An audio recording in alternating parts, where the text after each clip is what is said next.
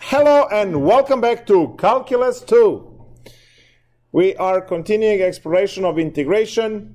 We've seen a lot of different integration techniques so far. You start with the basic integrals, then you are moving into the u substitution with back substitution. Then you have your integrals that you solve by integration by parts.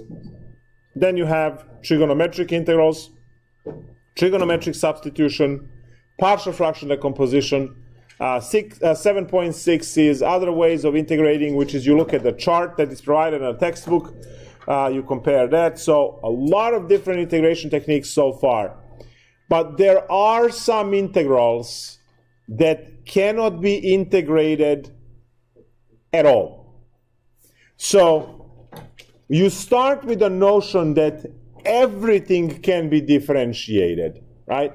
The derivative might not exist at the point because of the vertical asymptote or whatever reason, right, a spike or a cusp, but the function can be differentiated. Integration is a different kind of creature. Not everything can be integrated. No matter what technique you know, whether you are undergraduate, graduate, PhD, it doesn't matter. Certain functions cannot be integrated, period. So what do we do in that case, right? Well, if you run into a function that cannot be integrated and doesn't fit any of the methods that you guys know, you immediately resort to numerical integration. Numerical integration is used for definite integrals to compute the value at the other end.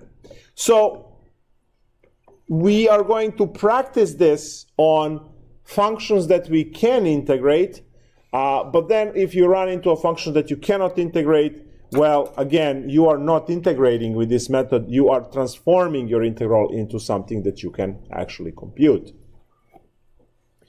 So let's take a look at what is happening here. First off, we are going to review the left and right hand sums from 5.1 from Calc 1, because those are the first two introductory methods, and then we are going to make that better using the midpoint, using the trapezoid, and using the Simpsons rule to find these approximations. So the most basic is going to be left sums or the right sums, which you guys have seen in your Calculus 1 course. So if I take a function, and I'm just going to take something that it's very easy, so we are not wasting a lot of time computing. So I'm going to take function x squared. So this is f of x equals x squared. And I am going to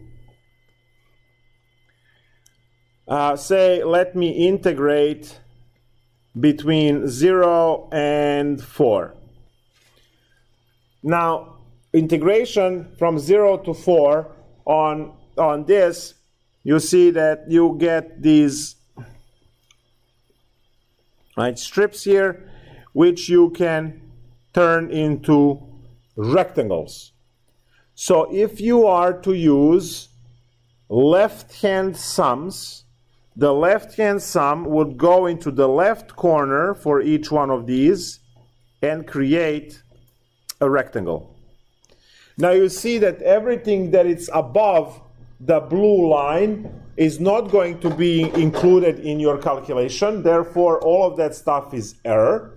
And you will get the integration, right? Well, you will get that your calculation is giving you the area that is smaller than the actual area of this thing. So we can calculate this.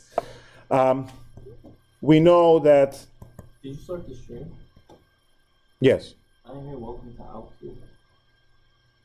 Zoned out. So now I have 4 rectangles. Each one of these rectangles has delta x as its width, and it has the calculation for the function as its height. So the first rectangle is f computed at 0 times delta x plus f computed at 1 times delta x plus f computed at 2 times delta x plus f computed at 3 times delta x. If you consider this equation, right, you see that you have 4 terms to consider, and you had 4 rectangles, right? There is no f at 4 because f at 4 would be here, and there is no rectangle to the right of 4, so that the 4 could be the left side. So now what I have is f of 0. We see that delta x is equal to 1, right? Because it's b minus a over n, right? That's the formula from Calculus 1 for delta x. And a and b are the numbers, right? The interval that you are integrating. So we see that our delta x is 1 because you have 4 minus 0 divided by 4 rectangles, n is number of rectangles. So what I have here is f at 0, so that's going to be 0 squared times delta x is 1, plus 1 squared times delta x is 1, plus 2 squared times delta x is 1, and plus 3 squared times delta x, which is 1. So the whole thing is 0 plus 1 plus 4 plus 9, which gives us 14. So we are approximating area to be 14. Now true area is larger than 14 because, as you can see over here, all of this shaded blue, right, all of the shaded blue is error.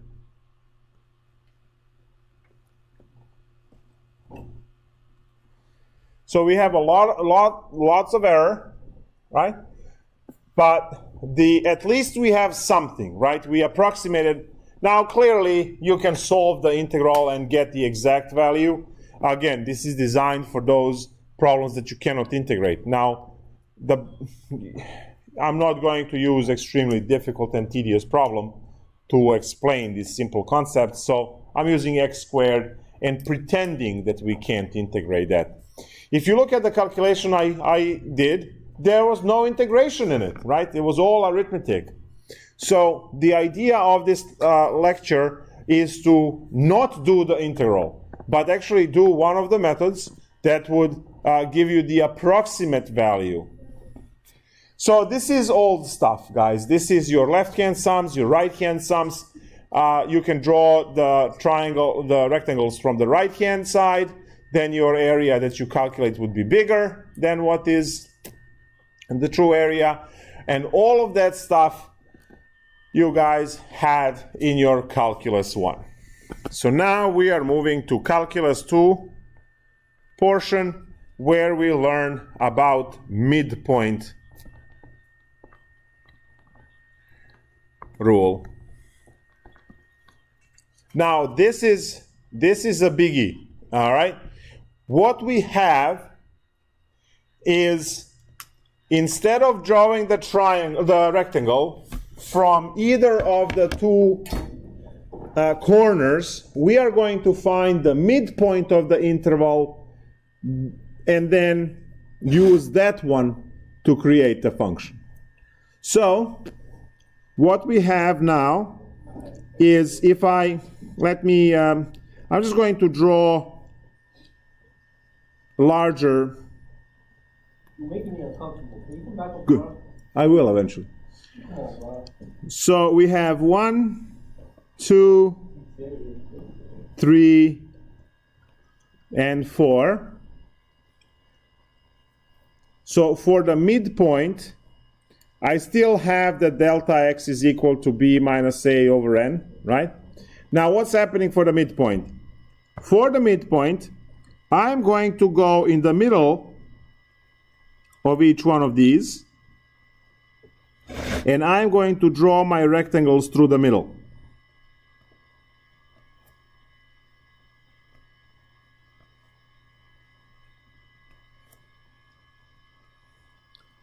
Now observe what happens. I'm going to zoom in. Please note that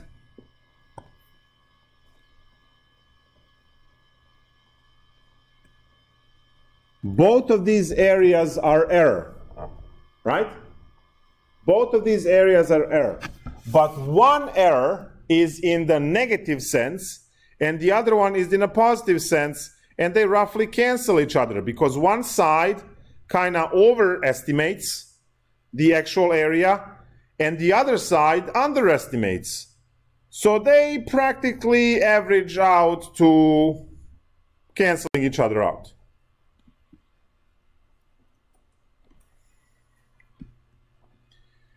I should not be using the word clearly, but I am going to.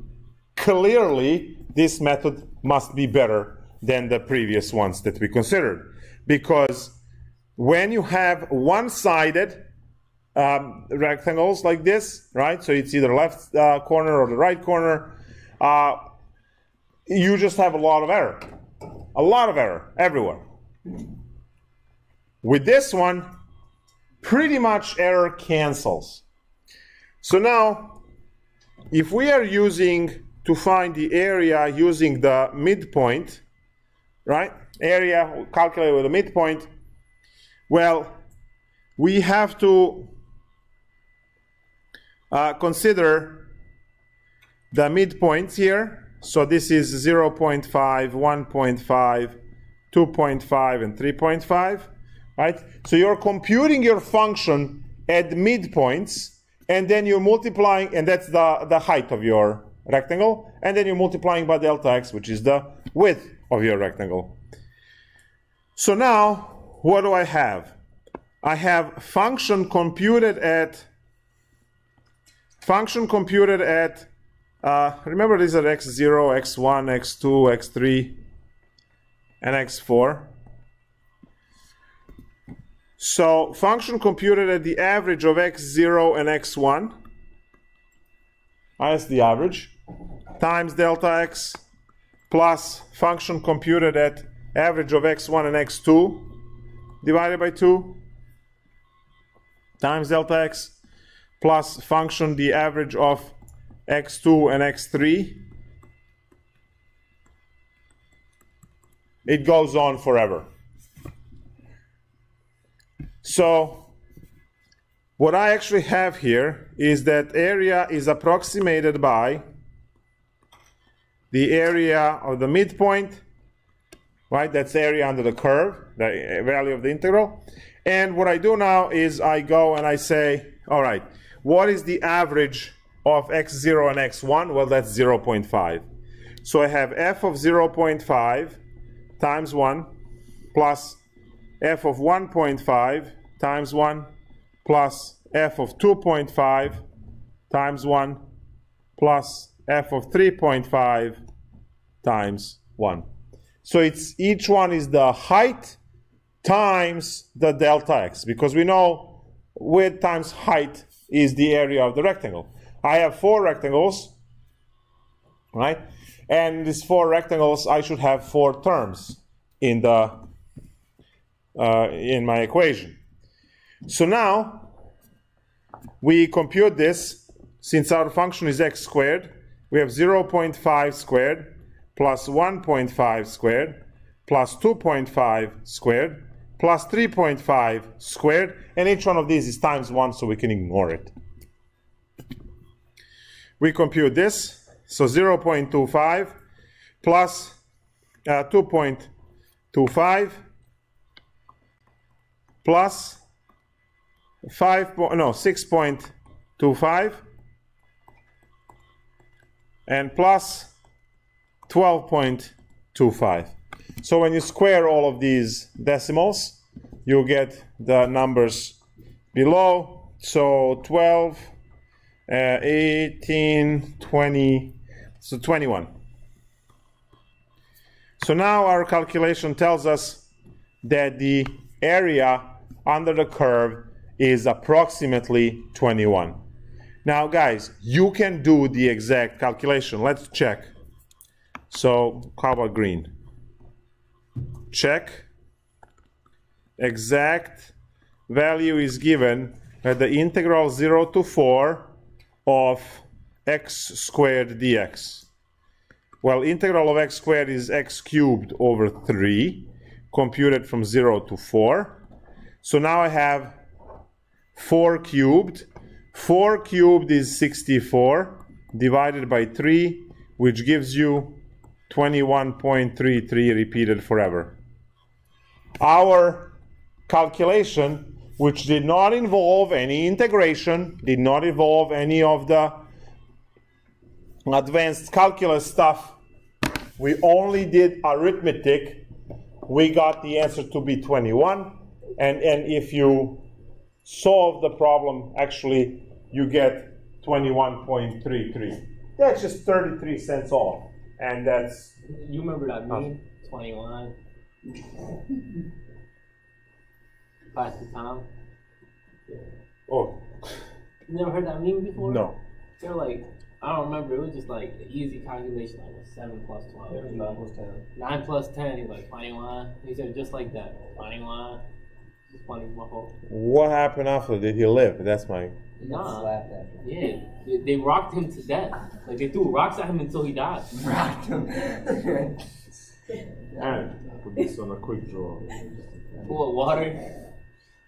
Sue you, bro. For your degree. Take it from you, bro. Just take the degree. It gets transferred. One thing that can't... That's a life hack, bro. A doctor hits you, you're like, I have I'm a to- doctor. I'm a doctor. I have my doctor in robotics now. I'm a doctor. Yeah, no, it doesn't work that way. Alright. So that's the midpoint rule. Now, midpoint formula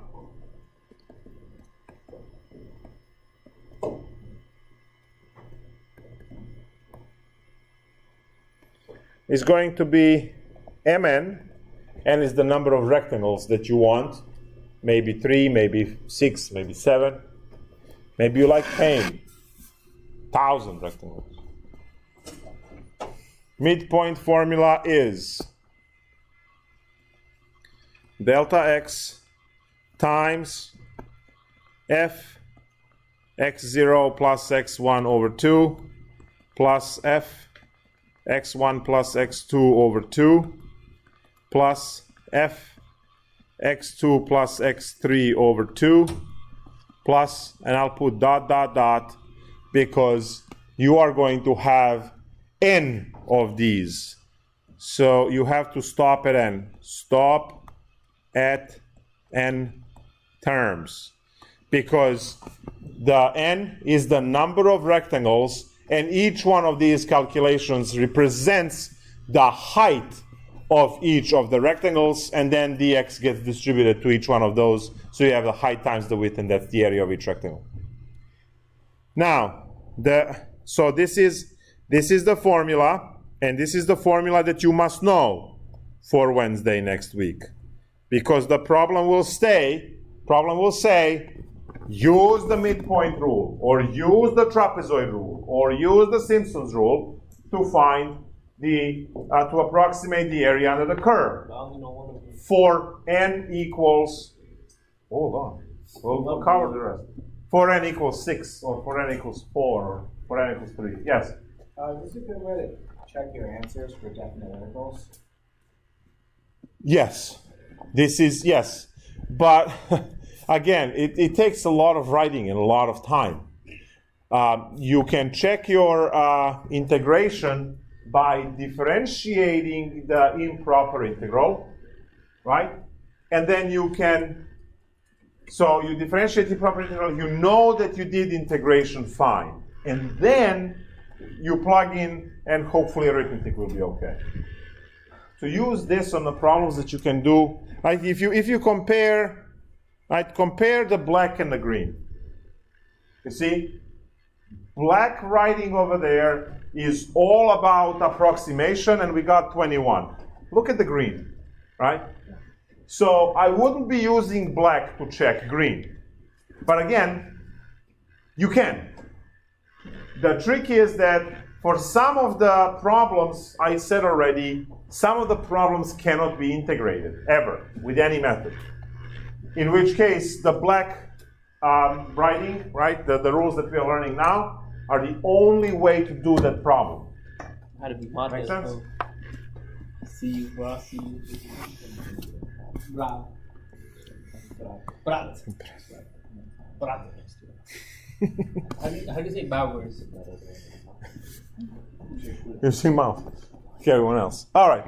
So now, Start yelling at me. the next one is the trapezoid rule.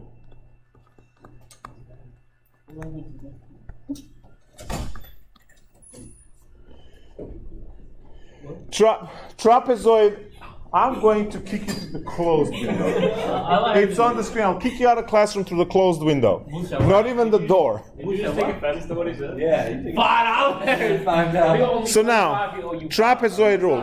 Guys, focus. Trapezoid rule, this stuff is really cool. So, we know three ways to approximate. We know three ways to approximate the area under the curve: left sums, right sums, and midpoint. If you notice, all of them are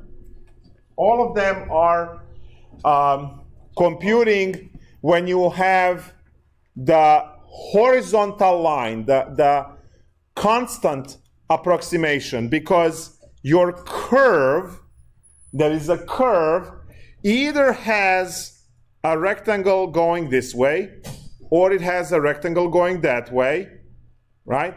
Or it has a rectangle going in the middle of the interval. Your language is crazy. Like this. But if you note, right, this is all old stuff, right? Note that they're all horizontal approximations on top. Horizontal approximations. What is the trapezoid rule? So trapezoid rule is going to break away from this idea. So we get rid of this. And when I draw a curve with your delta x width that you have for any representative rectangle you want on the x-axis, what you are doing now is you are picking this point and you're picking this point and you are going with a straight line in between. So there is still error, right? The error is very small because you are now using a trapezoid, right? You can see a lot of error if I am to close off this way, right, and use this rectangle here, then all of this stuff over here is error, right? And that's a problem. If I am to close it this way, then all of this stuff is error, right? Now, midpoint is very good because when you set that one up, like one side cancels the other, so midpoint is always extremely good way to do this. But look at the trapezoid. Trapezoid on the curve, right, connects the 2 points on the curve. There is still error, but not as much as if you had those rectangles before. So trapezoid rule helps. Now, what is the area of a trapezoid? If you take a look at trapezoid we have, and you flip it on its side, the trapezoid would look like this. And trapezoid has two sides that are parallel. The one on the bottom is called A, the one on the top is called B, and the separation between them is age, height of the trapezoid. Area of the trapezoid, this is your pre-algebra course, area of the trapezoid is given as A plus B over 2 times h. So that's the area of the trapezoid. The average of the two parallel sides, and then times the height, which is the separation of them. So now, if you take a look at what you have, if these are your xn and xn plus 1, which means you have your, I don't know, x2 and x3 or x10 and x11, whatever you have. So these are just two consecutive values on the x-axis when you did your partition. You have this side to be f of xn. You have this side to be of f of xn plus 1. And you have the height to be delta x. So you can write the area of a single trapezoid as the average of two parallel sides, divided by 2, right, the average, times the height, and the height is delta x. You need to be able to rotate the trapezoid from calculus, right, on a side, and then match that A is actually f of xn plus 1, B is f of xn, and h is delta x. As soon as you are able to mentally, rotate that and fit stuff where it belongs, you can write the formula for area of the single trapezoid. So it's going to be f of xn plus f of xn plus 1 divided by 2 all times delta x. So this is one trapezoid.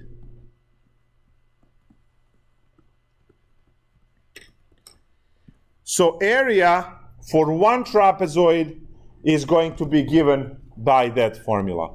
Now, how many of these do I have? Well, that depends on n. You might have 3, 4, 6, 37 of these, whatever.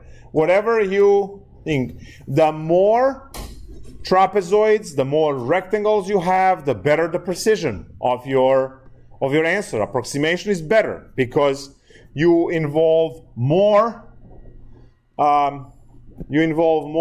rectangles or trapezoids, and that decreases the error. So now, what is the formula for area approximated by the trapezoid rule? Well, I hope that you all see that there is dx over 2, right? There is dx over 2. So that gets factored in front, dx over 2. And inside the bracket, you are going to have f of x0 plus 2 f of x1 plus 2 f of x2 plus 2 f of x3 plus ... and then the last term is single f of xn. So this is the formula. You see that every single function calculation in the middle has the coefficient of 2, and the 2 on the ends have the coefficient of 1. Generally, we remember it as 1, 2, 2, 2, 2, 2, 2, 2, 2, 1, right?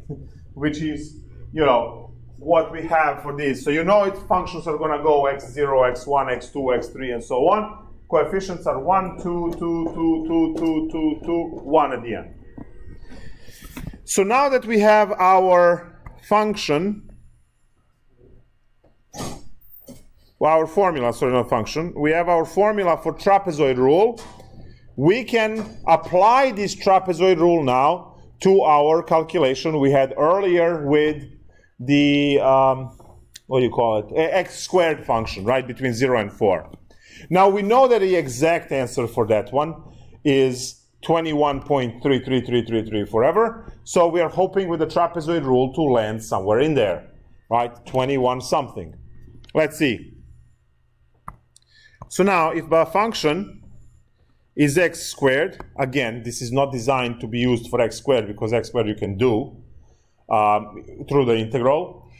This is designed for problems that you cannot integrate. But let's practice the basics on something that we are familiar with. So now we have a function that is x squared, and then we have interval 0 to 4.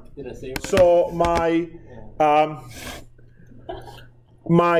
partitioning is going to be, you don't have to draw the whole thing now because you start at 0. You want n equals to 4. So that's going to be 1, 2, 3, and 4. You see that your delta x is equal to 1 because it was, it's always 1 if you want if the size of the interval matches the number of rectangles you want to have. So area is approximated by trapezoid area, and trapezoid area is 1/2, because delta x is 1, divided by functional at x0, so that's 0 squared, plus 2 times 1 squared, plus 2 times 2 squared, plus 2 times 3 squared, plus 4 squared. So you see that the 3 numbers in the middle have the coefficient of 2, and the 2 numbers on the ends have just coefficient of 1. So now you compute this. You have 1/2, in parentheses you have 0, plus 2, plus 8, plus 18, plus 16. Right, so these are all values, and now this becomes 10, 20, 30, 44 over 2, and 44 divided by 2 is 22. So what we see is that the trapezoid rule gave us that the area under the curve is 22. We know before that exact, because we were able to integrate, exact area is 21.33 repeated. So all of these things, all of these methods are close by. So for the trapezoid method, right, for the area, you have to know obviously the interval, the number of trapezoids you want to use, then you can and the interval on which you are, right? So you can figure out the delta x and figure out what x0, x1, x2, and so on are. Is that for Scott? I butchered it. You understand what I said? That is beyond terrible in terms of pronunciating. Yes? Is the two band sounds? Delta x equals 1/2 would be... Delta x is equal to b minus a over n. In our case, 4 minus 0 divided by 4. So delta x is 1.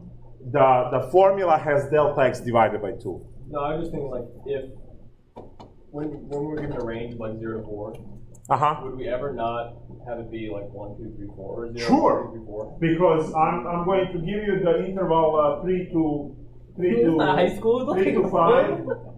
5, and ask you to use 8 rectangles. Right? You say on my phone, I want the hands. Exactly.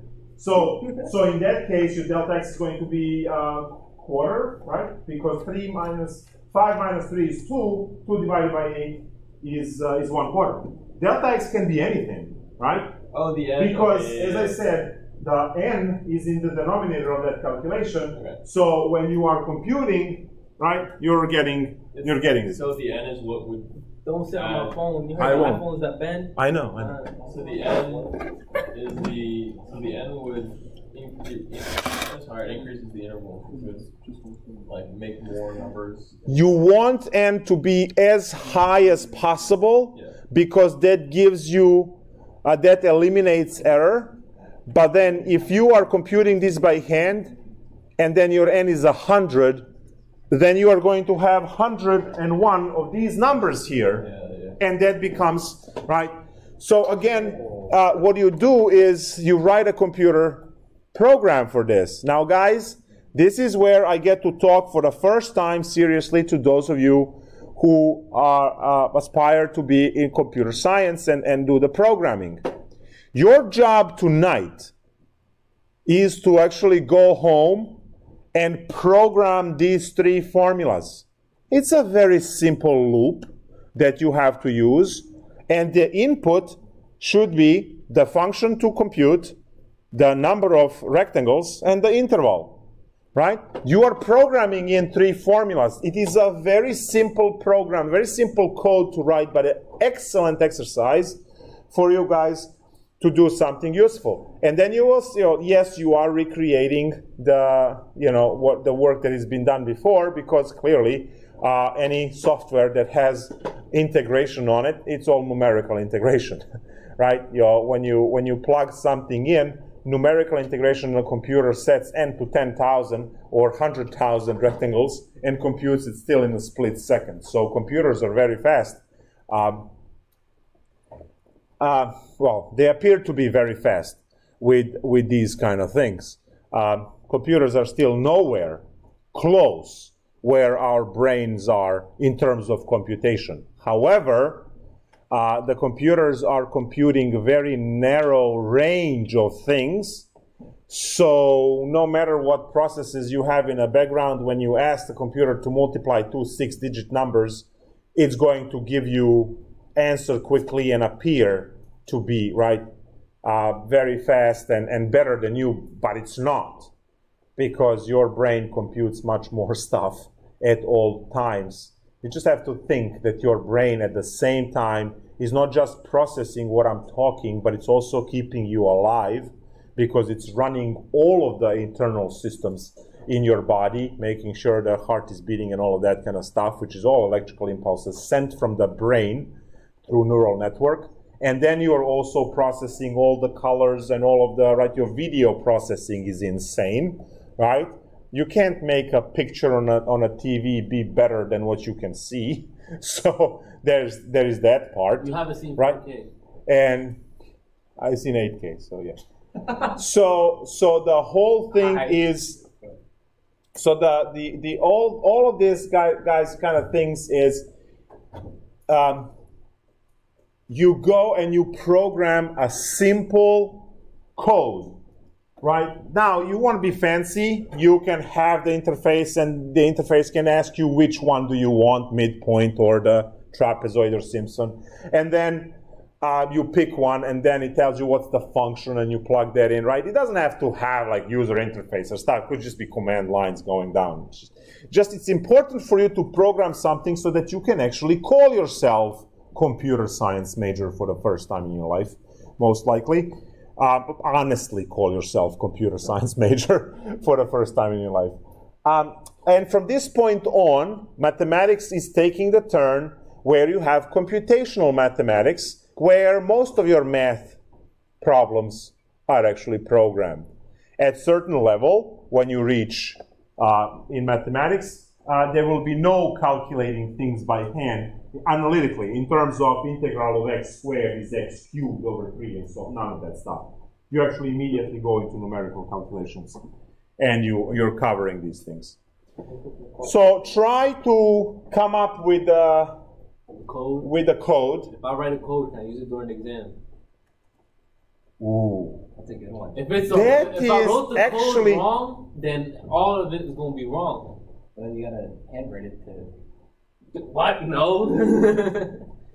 That gives me an idea to, because there is that idea that whatever you permanently tattoo on your body in terms of mathematical formulas, I have to let you use it on the exam, because I can't really ask you to cut off your arm. You ever heard of stick and poke tattoos? They're not really that permanent. Like no, it has to be permanent. All right, you can try to erase it. You can stand there and try, but stick and poke. I'll look into that. Thank you. You are stick and poke. Stick and poke. It takes like 3 years to get rid of. So you'll at least walk 3 years with the entire section of Calculus 2 if I write the code, can I use with the Calculus 2 sleeve and the Calculus 3 sleeve, because you took my class, right? Can I use my code on the exam? It's too soon. Exam is Wednesday, so I'll do it tonight. It's not that hard. I'll check. While loops. We can do while loops. Everyone in this classroom, regardless of your major, should be able to do this programming. Doesn't matter what your major is. It doesn't really matter, because this is very rudimentary. You just have loops, guys. You just have loops. Do what? Are you just building it on Excel? Yeah, you can program this in Excel, or you can program it in Java, or it's very rudimentary programming. So what I'm saying is, if everyone gets the opportunity to all do it, because I know people are not going to do it correctly. Yeah, I know. I'll do it correctly. Simpsons Rule. You hope so. I hope so. Well, I'll test it first. Hella case and shit, whatever it's called. Now, can I get my phone back? we are going to now go again higher in a level of approximation. We approximated with constant functions. Those are the first three: left rule, right rule, and the midpoint rule. Then we approximated with a linear line, right, which was a linear line segment. That was y equal mx plus b approximation. And now for Simpsons rule, we are going to approximate using pieces of parabola. Damn. I'll test it later. So pieces of parabola. So what am I going to do? I'm going to take segments of parabola, and I'm going to stretch those segments through 3 points on the curve. So my good old x squared function, like that, is going to have these, again, the 4 divisions, 1, 2, 3, 4, because I'm cheap and I want to use easy stuff. Now, this is what's happening now. I'm going to use the first 3 points and set up a parabolic part through those 3 points. So I'm using x0, x1, and x2 to lay down the first approximation using parabolas. Then I'm going to move to blue, and I'm going to use this point, and this point to set up the next one. So I'm using x1, x2, and x3. Then I'm going to use the green one here, here, and here, and set up another one of these guys. So now that one is utilizing x2, x3, and x4. So what you see here is the three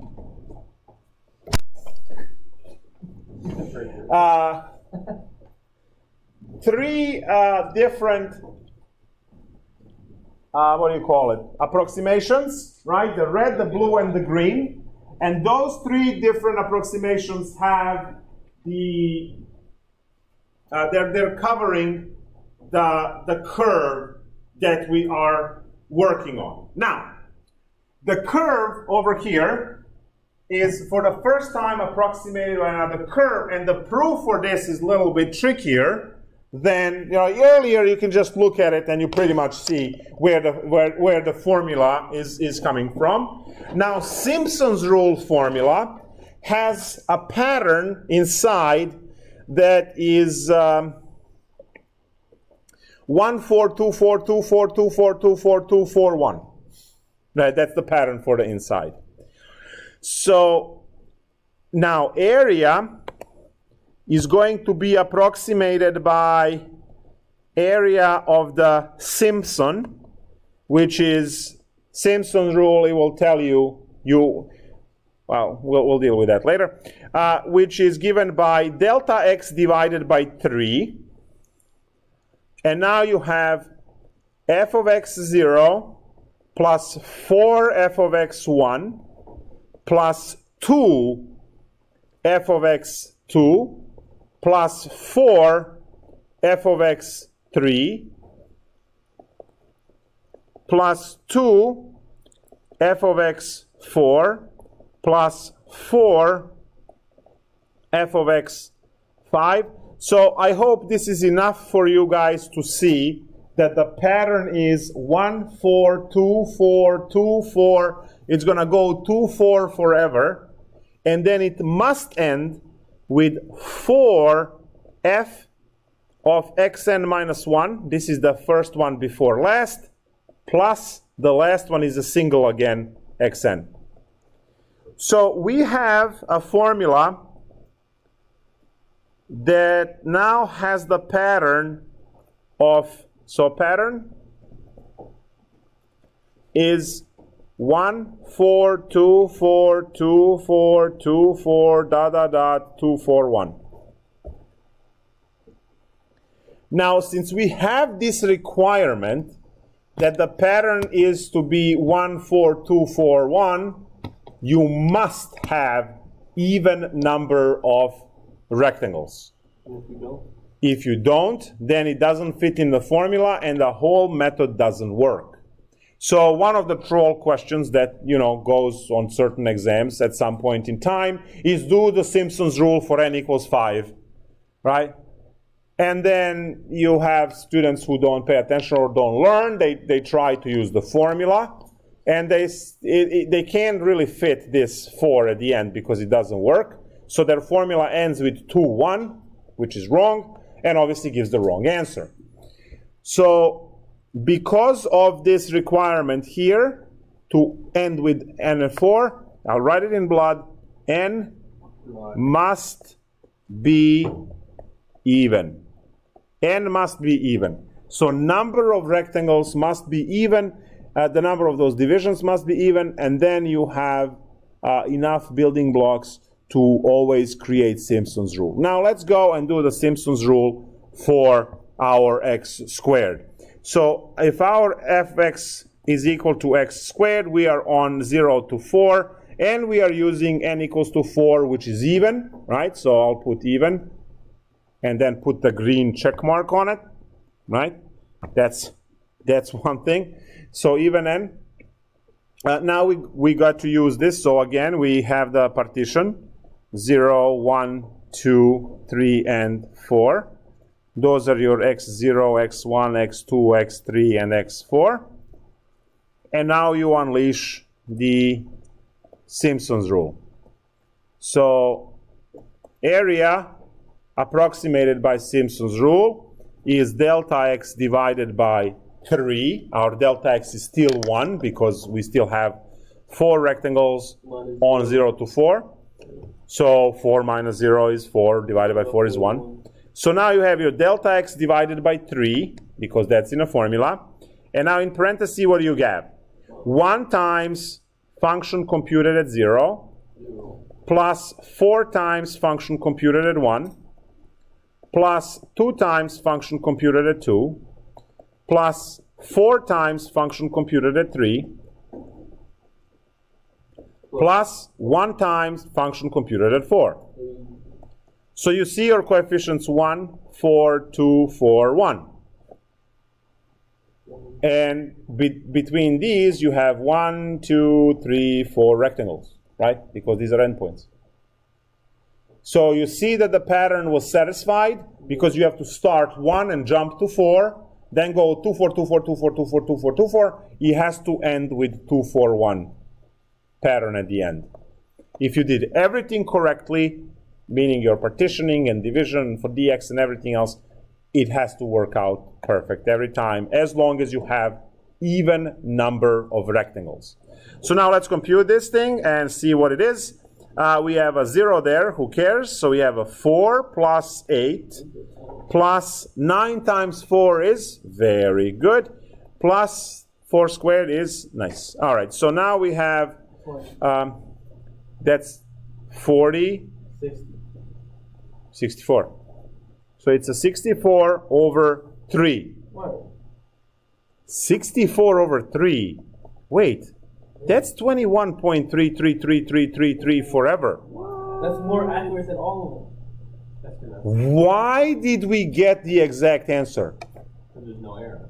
Why there is no error? Because we use the Simpsons rule. Because it's a trapezoid that we use the exact space. We don't go over on the parabola. Yes. Simpsons rule is quadratic order of approximation. Remember why that I was talking about the first 3 methods that we talked about are all constants, and then the trapezoid rule was the straight line like this, which was the linear approximation, and then I told you that the Simpsons rule is a quadratic approximation. If you are approximating quadratic function with a quadratic approximation, you better get the exact answer. Otherwise, something is off. Simpsons rule is going to give you approximation for any other function than quadratic. Quadratic function is quadratic, so quadratic approximation must give you exact answer.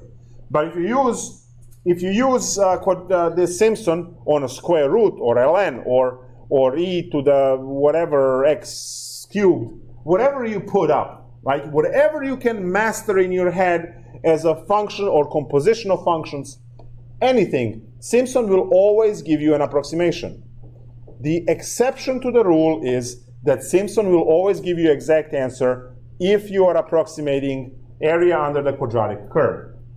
Now, by the same token, trapezoid rule will always give you exact answer if you are approximating under trapezoid, linear line. So linear lines, right? So if you are looking for the area of the triangle, yeah, area of the triangle is going to give you the area of the triangle is going to give you what? The perfect answer, right, if you're using trapezoid rule. So, guys, your job is to memorize these three formulas, the midpoint formula, the trapezoid formula, and the Simpsons formula. Your job is also to, also cool thing to realize, look, for the midpoint formula, you have delta x. For trapezoid, you have delta x divided by 2. For Simpson, you have delta x divided by 3. Right? So a student told me, like, oh, yeah, so midpoint is the first thing I learned, so delta x divided by 1. Trapezoid is the second one I learned, that's divided by 2, and the Simpson is the third one. And I said, that has nothing to do with why there are 1, 2, and 3 there. But whatever. And I know. And then for all of these formulas, your delta x is and always will be b minus a over n, where n is the number of rectangles or divisions that you have. And that's that.